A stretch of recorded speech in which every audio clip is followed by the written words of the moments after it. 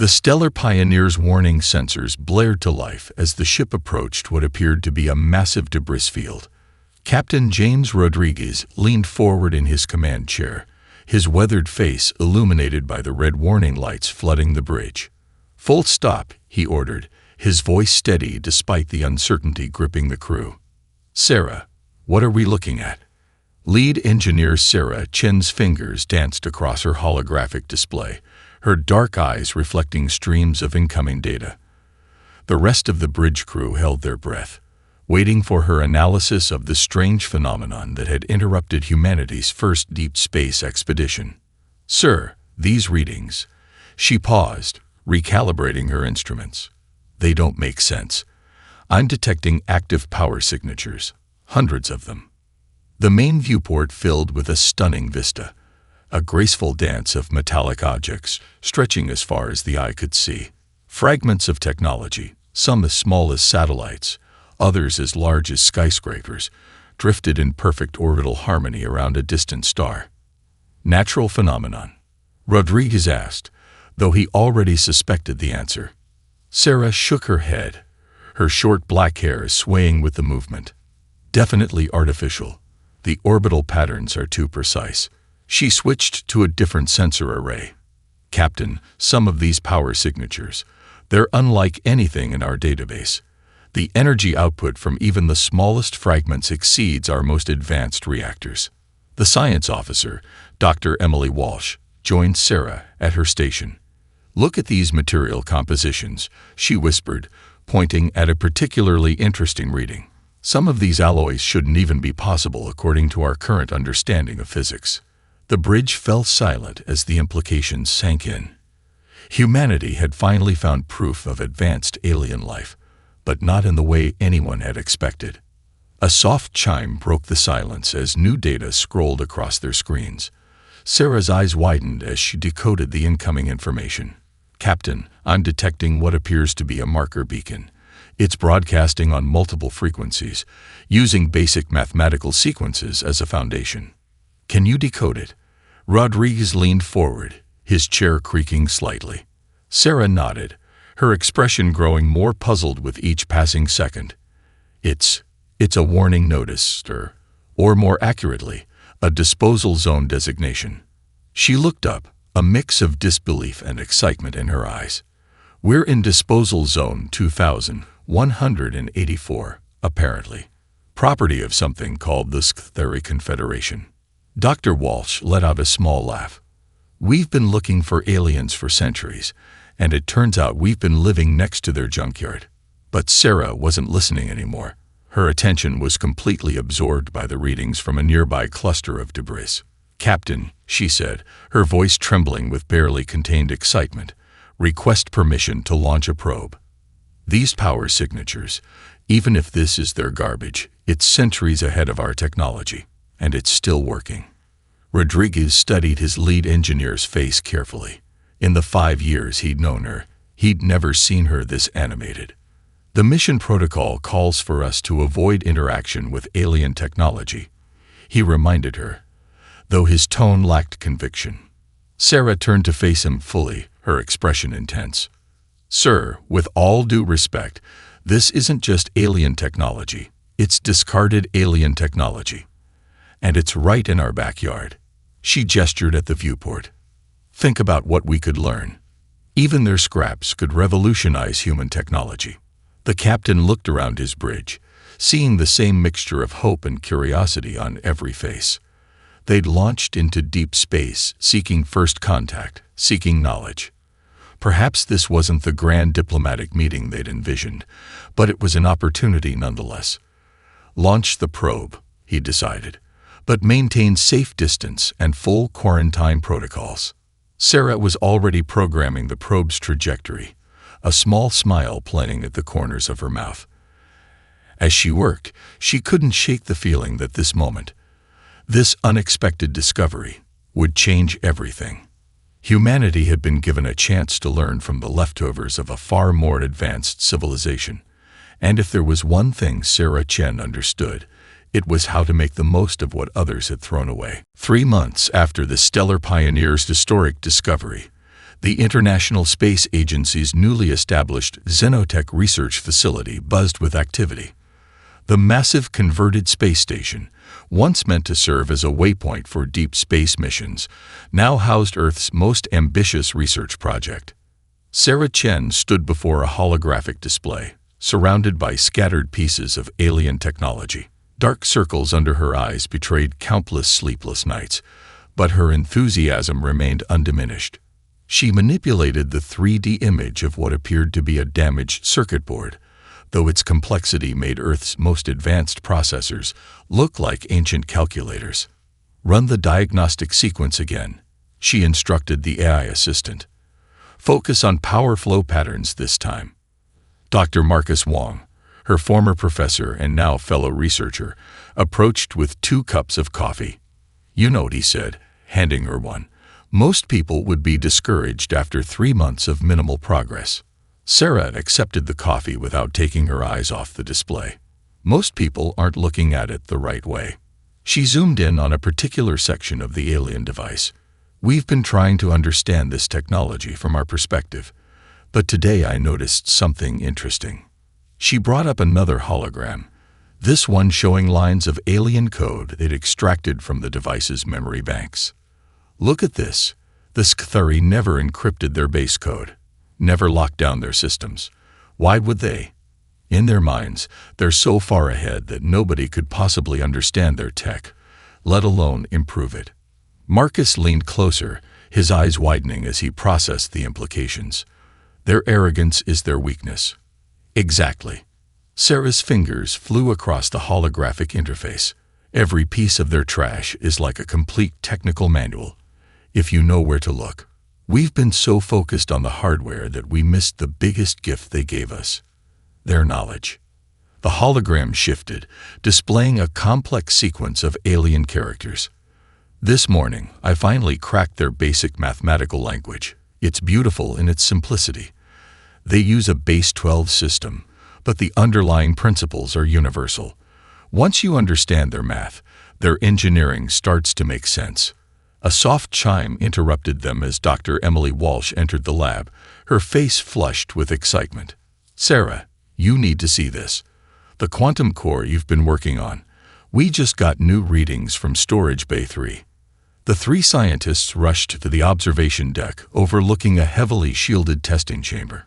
Inside, a small piece of alien technology pulsed with a soft blue light.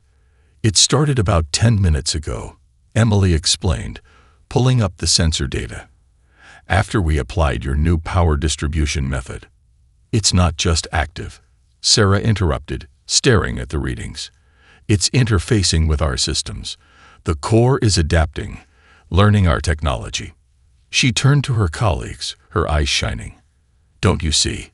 Their quantum processors aren't just computers, they're teachers." Marcus studied the data streams with growing amazement. The processing power, its magnitudes beyond our most optimistic estimates. "With this level of computational capability, we can decrypt every piece of alien tech in the disposal zone," Sarah finished. "Not just study it, but understand it. Really understand it." She pulled up a complex diagram on her tablet. "I've already identified 3 more quantum cores in our salvage, if we can activate them like this one." Emily squeezed Sarah's shoulder. "We should inform the board. This changes everything." "Not yet." Sarah's voice was firm. "Give me 48 hours. I want to prove something first." She looked at her colleagues, her expression intense. "The Skthari think their discarded technology is useless to us, but they never considered that their trash might contain exactly what we need to catch up to them."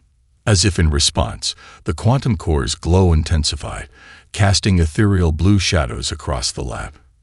In that moment, Sarah knew they'd crossed a threshold. Humanity hadn't just found a technological shortcut. They'd found a teacher eager to share its secrets with anyone clever enough to listen. Sarah stood before the United Nations Assembly, her heart racing beneath her composed exterior. Behind her, a sleek metallic cylinder hummed quietly, the world's first hybrid human-alien power generator. 6 months of relentless work had led to this moment. Distinguished delegates, she began, her voice steady despite the gravity of the moment.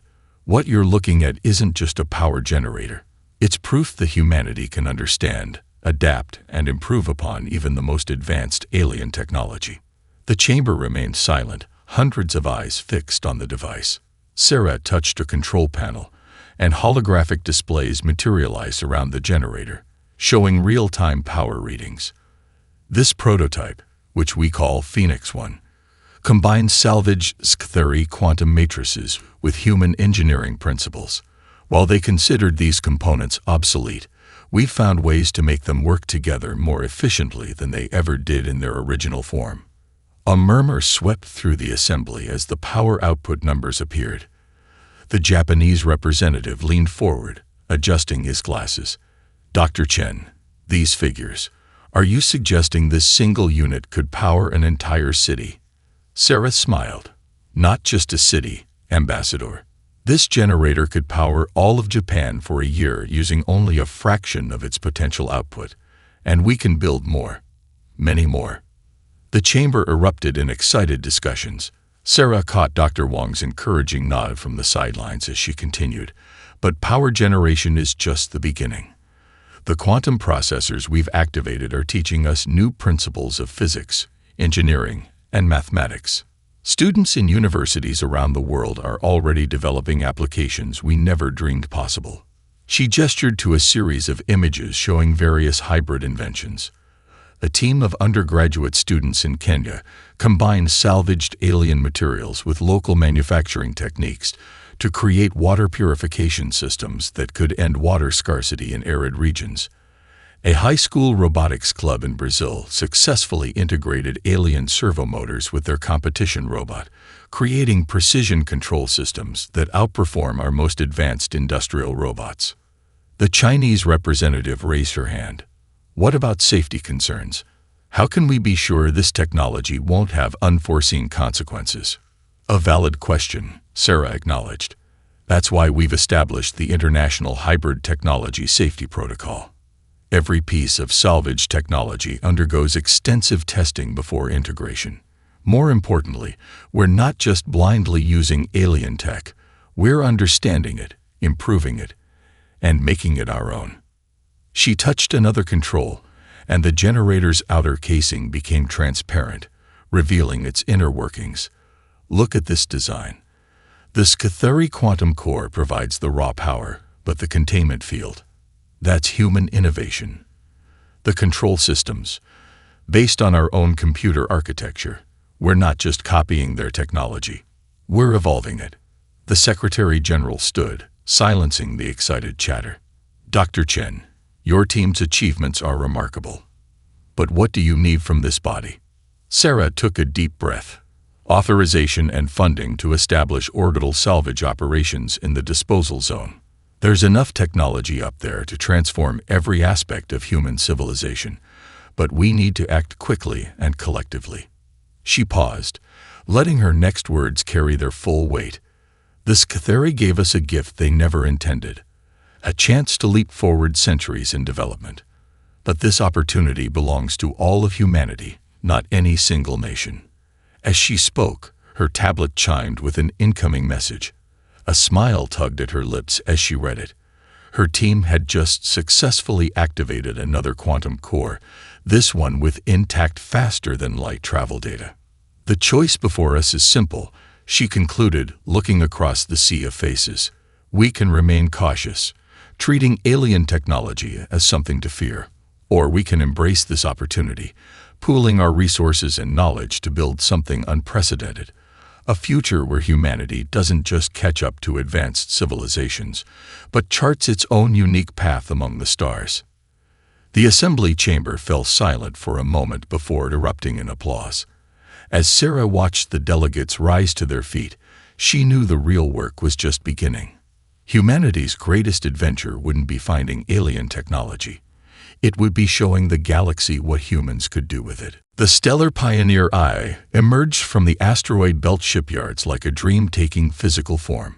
Its hull gleamed with an iridescent sheen, a characteristic of the hybrid metal alloys that Earth's engineers had perfected over the past year.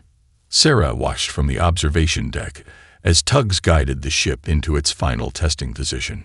"Beautiful, isn't she?" Captain Rodriguez stepped up beside her, older now, but still carrying the same spark of adventure in his eyes. "Hard to believe it's been only 18 months since we found that junkyard." Sarah nodded, checking the ship's diagnostics on her tablet. The Scathari would barely recognize their own components. "We've rebuilt everything from the ground up. Made it ours." She zoomed in on a section of the engine display. The FTL drive is ready for its first full power test. Speaking of the Scathari, Rodriguez handed her a datapad. Long-range sensors picked up a ship entering the system. Definitely one of theirs. Sarah's eyes widened as she studied the readings.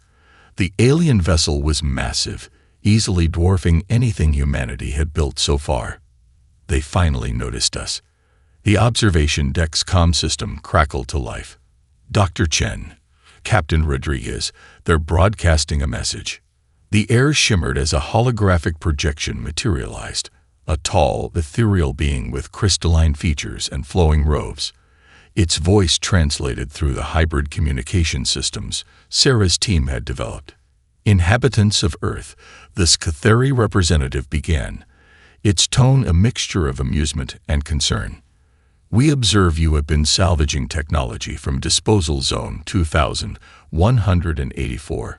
This zone is restricted to authorized maintenance only." Sarah stepped forward, her voice clear and confident.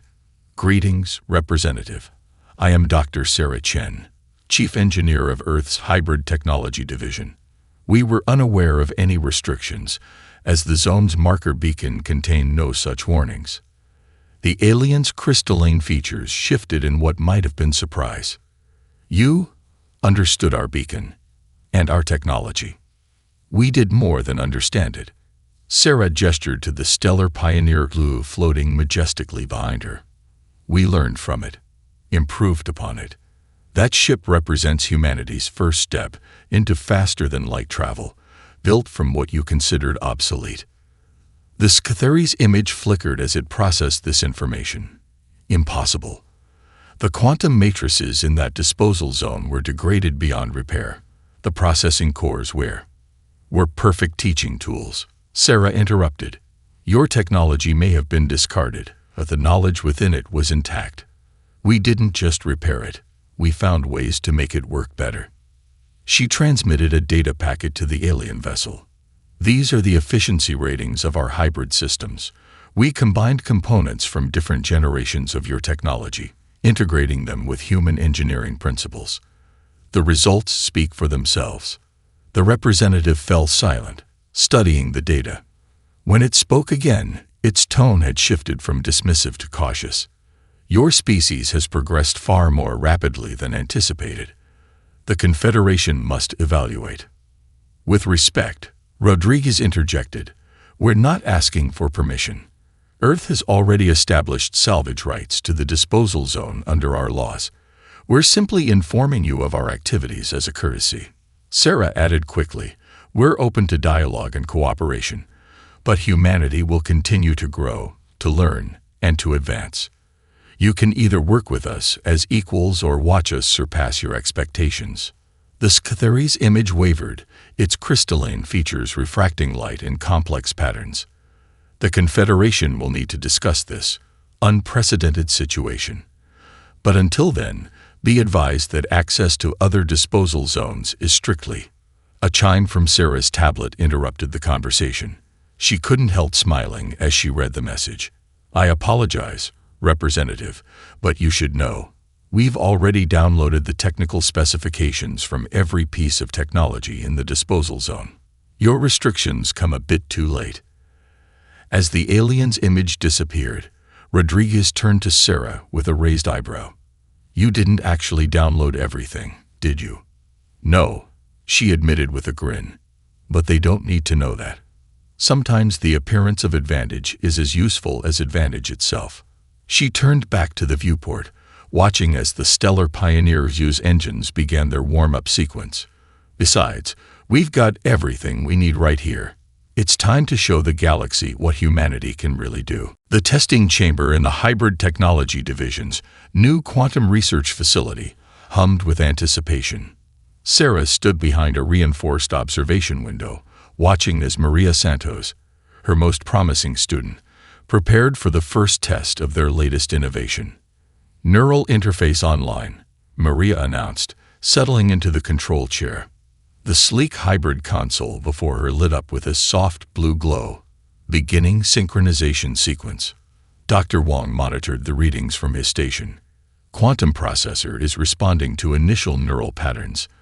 Integration at 20%, 40, 60. Sarah held her breath. They'd tried this connection between human consciousness and alien quantum systems 5 times before. Each attempt had failed when the processor rejected the neural input as incompatible. 80%, Dr. Wong continued. Neural patterns stable. Quantum resonance matching human brainwave frequencies. He looked up, eyes wide. Sarah, it's working. The processor is actually adapting to her thought patterns. Maria's eyes were closed in concentration, but a smile played across her lips. It's beautiful, she whispered. The quantum space feels like an ocean of possibilities. I can see the calculations forming before I even think them. Holographic displays erupted around the chamber, showing complex mathematical equations and engineering schematics flowing at impossible speeds. What would have taken supercomputers months to calculate was being processed in seconds through the fusion of human intuition and quantum computing. Run the test sequence, Sarah instructed, trying to keep her excitement in check. Maria nodded slightly. The displays shifted, showing a complex engineering problem they'd been struggling with for months: how to stabilize antimatter containment fields using minimal energy. In the past, even the Scytheri's most advanced systems required massive power inputs to maintain containment. The quantum processor hummed louder as Maria directed its vast computational power through the problem space. The Scytheri approach was too rigid, she observed, her voice distant as she navigated the quantum calculations. They tried to force stability through brute force. But if we think of the containment field as a dynamic system, more like a living membrane, new designs materialized in the air around her. The quantum processor wasn't just calculating, it was learning from Maria's human creativity, offering variations and improvements based on her intuitive leaps. Recording all of this, Dr. Wong announced, his fingers flying across his console. The processing efficiency is off the charts. The neural interface is actually improving the quantum core's base functions. Sarah stepped closer to the window, studying the revolutionary designs taking shape. The Scytheri never considered this approach because their bioorganic systems were too structured, too hierarchical. Human consciousness is more adaptable. A soft chime indicated an incoming transmission. Sarah checked her tablet and nearly dropped it in surprise. We're receiving connection requests from 3 different quantum cores in the disposal zone. They're responding to our processor's signal. Maria opened her eyes, wonder written across her face. They want to learn from us, just as we've been learning from them. The processors aren't just computers. They're artificial intelligences that have been waiting for the right kind of connection. Waiting for humanity, Sarah realized. She opened a channel to the facility's central command. Begin preparations for multiple quantum core retrievals, and contact the International Science Council. They need to see this immediately. As the chamber buzzed with activity, Sarah watched Maria continue to work with the quantum system, human and alien technology performing an elegant dance of creation and innovation. This wasn't just another breakthrough. It was proof that humanity's greatest strength lay not in copying advanced technology, but in finding new ways to interact with it. Her tablet chimed again. This time, it was a message from an unexpected source, the Scytheri Science Directory, requesting an immediate conference. Attached was a simple note: perhaps we have more to learn from each other than we realized. Sarah smiled, remembering that day 18 months ago when they first discovered the disposal zone. They'd thought they were finding a shortcut to advanced technology. Instead, they'd found something far more valuable. A way to show the galaxy that true progress comes not from technological superiority, but from the willingness to see possibilities where others see only limitations. The Scytheri Central Assembly towered above Sarah, its crystalline spires stretching into the purple alien sky. She adjusted the environmental suit she'd insisted on wearing, despite the Scytheri's assurances that their atmospheric processors could handle human biology. 20 years of engineering had taught her to always have a backup plan. Quite a change from the disposal zone, isn't it? Maria whispered beside her. Now the head of human quantum integration, she'd earned her place in this historic delegation. Sarah nodded, remembering the piles of discarded technology that had started it all. From their garbage to their capital in 2 years. Not bad for a primitive species. The massive doors of the assembly hall parted, revealing a chamber filled with Scytheri representatives. Their crystalline forms shimmered with internal light, a sign of emotional intensity that Sarah's team had only recently learned to interpret. High Commissioner Zerl, their most frequent contact over the past year, stepped forward. Dr. Chen, welcome to Scythar Prime. The Confederation is eager to understand your latest innovations. Sarah activated the holographic projector she'd brought. Above the assembly floor, a detailed diagram appeared, the schematics for Earth's latest hybrid drive system. As you can see, she began, by combining quantum cores from 3 different generations of your technology, we've created something entirely new. The efficiency ratings err. Impossible. Interrupted as Scytheri Elder, their crystalline form pulsing with deep red light. These components were never designed to interface. The quantum resonance patterns alone should tear the system apart. Maria stepped forward, her neural interface headset glowing softly. That's because you're looking at it from a linear development perspective. May I demonstrate? She closed her eyes, connecting to the quantum network. The hologram transformed, showing the dynamic energy flows that human neural patterns had made possible. Your technology wasn't just waiting to be reused, Maria explained. It was waiting to be reimagined. Human consciousness doesn't follow the same rigid patterns as your bioorganic systems. We see connections where you see separation. A murmur ran through the assembly. Sarah noticed several younger Scytheri pulsing with bright blue light, their equivalent of intense interest. The quantum cores respond to this. Chaos?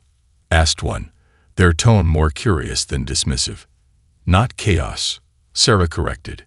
Creativity. Innovation isn't always about moving forward in a straight line.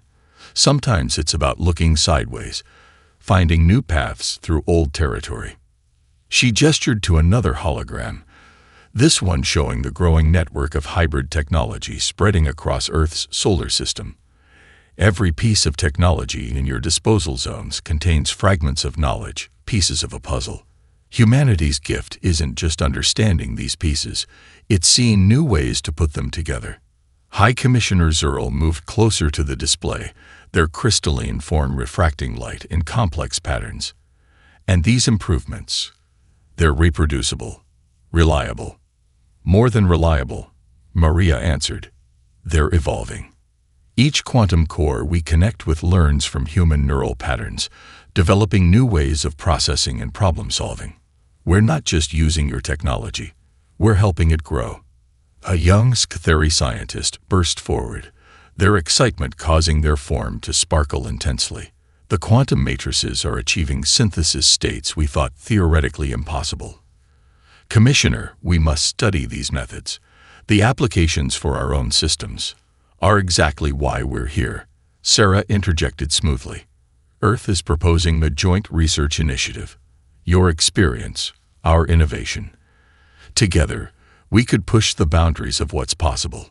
The assembly chamber erupted in discussion, lights pulsing in a rainbow of colors. Sarah watched as the younger Scytheri practically vibrated with enthusiasm, while the elders flickered in thoughtful patterns. High Commissioner Zerl raised their crystalline hands for silence. Dr. Chen, when we first discovered your activities in the disposal zone, many thought we should stop you immediately. Instead, you have shown us that progress doesn't always follow the expected path. They turned to address the assembly. Perhaps it is time for the Confederation to learn a new way of thinking. Sarah smiled, remembering all those nights in the lab, trying to understand alien technology that everyone else had given up on. Sometimes, she said, the best teacher is a student who sees things differently. The massive view screen aboard the environmental restoration vessel Phoenix displayed an endless field of technological debris, stretching across 3 solar systems. Sarah stood on the bridge, now sporting touches of gray in her hair, but her eyes still held the same determination they had 3 years ago. Disposal Zone 4721, Maria announced from her neural interface station. Initial scans show over 50 million tons of discarded technology. Multiple quantum cores detected, most in dormant state. Sarah nodded, studying the holographic overlay that highlighted salvageable components. Start with Sector 7. The radiation signatures there match the patterns we found in the Earth Zone. The Phoenix's hybrid systems hummed to life as specialized recovery drones deployed from its hull. Each drone, piloted by a human operator through quantum neural interfaces, moved with precision that would have been impossible just a few years ago. Director Chen called out Lieutenant Paddle from communications. We're receiving transmissions from 3 different species in nearby systems. They're requesting permission to observe our restoration operations. Sarah smiled. Word had spread quickly across this sector of the galaxy about humanity's Galactic Restoration Initiative. Grant them observer status. Make sure they have access to our public technical feeds. Through the view screen, she watched as the first wave of drones began their work. Unlike the crude salvage operations of the early days, this was a carefully choreographed dance of technology and consciousness. Quantum-enhanced scanners identified useful components, while human intuition guided the selection process.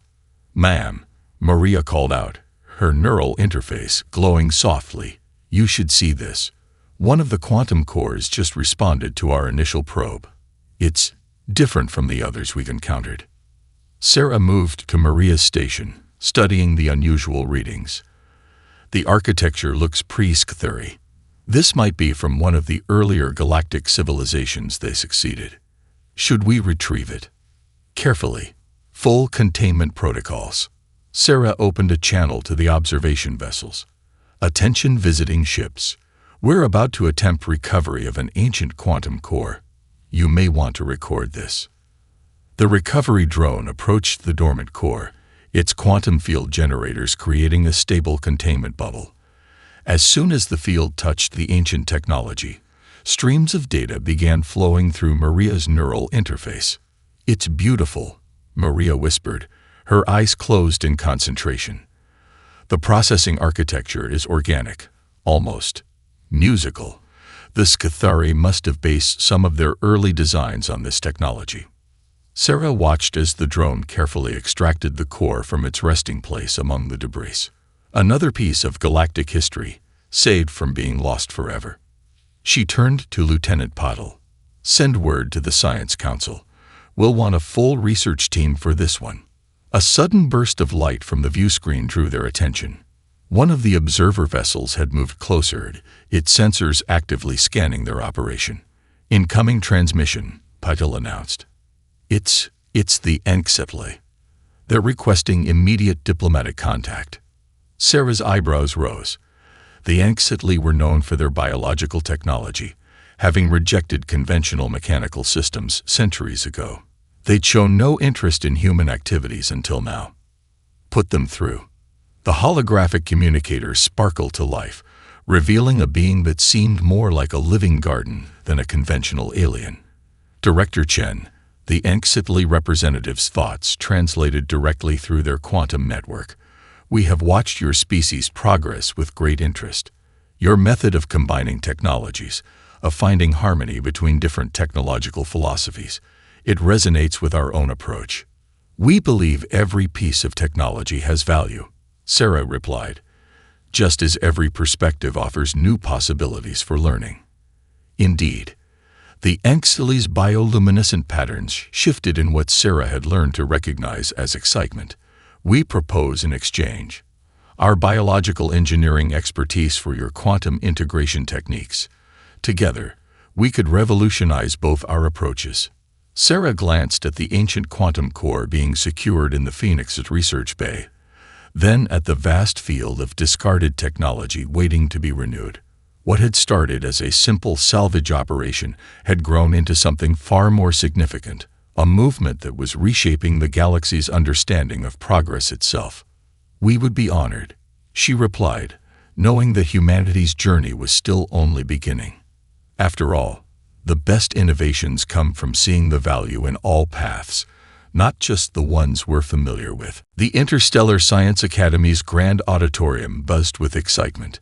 Representatives from 12 different species filled the seats, their diverse forms illuminated by the soft glow of quantum-enhanced lighting. Outside the vast windows, Earth's orbital rings sparkled with activity, a testament to 20 years of technological evolution. Sarah Chen stood at the podium, her hair now silver, but her eyes still bright with the same curiosity that had driven her to explore that first piece of alien technology. Behind her, a holographic display showed the original stellar pioneer discovering Disposal Zone 2184. 2 decades ago, she began, humanity stood at a crossroads. We had just discovered we were living next to what we thought was a galactic junkyard. We could have retreated in disappointment, or worse, tried to simply copy what we found. The image shifted to show the current state of the disposal zone, now transformed into the Sol System Innovation Center, where species from across the galaxy came to study and collaborate. Instead, we chose a different path. We saw that true progress isn't about having the most advanced technology. It's about having the vision to see potential where others see only obsolescence. In the front row, Maria smiled, her neural interface subtly glowing as she coordinated with the quantum network that now connected participating worlds. Beside her sat Dr. Wang, retired but still mentoring new generations of hybrid technology specialists. Captain Rodriguez's daughter, now commanding her own restoration vessel, nodded in appreciation. The Scytheri taught us through their discarded technology. The Enxitli showed us how to blend biological and mechanical systems. The ancient quantum cores revealed histories we thought lost forever. Sarah gestured to the assembled aliens. Each of you brought unique perspectives that enriched our understanding. The hologram displayed a map of known space, highlighting the network of innovation centers that had replaced the old disposal zones. Green points of light showed active restoration projects, while blue markers indicated new hybrid technology research facilities. Today, we're not just recovering discarded technology. We're discovering new ways to combine the wisdom of different civilizations. Every piece of technology tells a story, carries the echoes of the species that created it. By learning to listen to those stories, we found ways to write new ones together. A soft chime indicated an incoming transmission. The holographic display shifted to show a live feed from the Phoenix Eye, where a team of human and alien researchers had just activated another ancient quantum core. 20 years ago, I stood before the United Nations and promised that humanity would chart its own unique path among the stars. I didn't fully understand then what that would mean. Sarah smiled at the memory. We thought we were building an empire of technology. Instead, we built bridges between civilizations. She turned to where High Commissioner Zerl sat among the attendees, their crystalline form glowing with warm colors. The Scytheri taught us about advanced technology. In return, we taught them about the value of looking backward to move forward. The display showed scenes from across the galaxy. Human neural interface experts working alongside Enxitli bioengineers, young Scytheri scientists learning from Earth's quantum integration specialists, restored ancient technology, leading to revolutionary discoveries. As we open this academy to students from across the galaxy, remember this: innovation isn't just about creating something new. Sometimes it's about finding new meaning in what already exists. Every piece of technology, every discarded idea, every forgotten design carries the potential for discovery, if we're willing to see it through new eyes. Sarah touched her own neural interface, connecting to the quantum network that now spanned dozens of worlds. Through it, she could feel the pulse of countless minds working together, each bringing their unique perspective to the greatest collaborative effort in galactic history. We started by salvaging alien technology. We ended up salvaging something far more precious, the collaborative spirit that drives all sentient beings to explore, to create, and to discover. The real empire we built wasn't one of territory or technology, but of shared knowledge and mutual understanding. She looked out at the assembled faces, seeing in them the same curiosity and wonder that had driven her that first day in the disposal zone. Our greatest discovery wasn't in the technology we found, but in what we learned about ourselves. That the strongest civilizations aren't those that stand alone, but those that help others rise alongside them.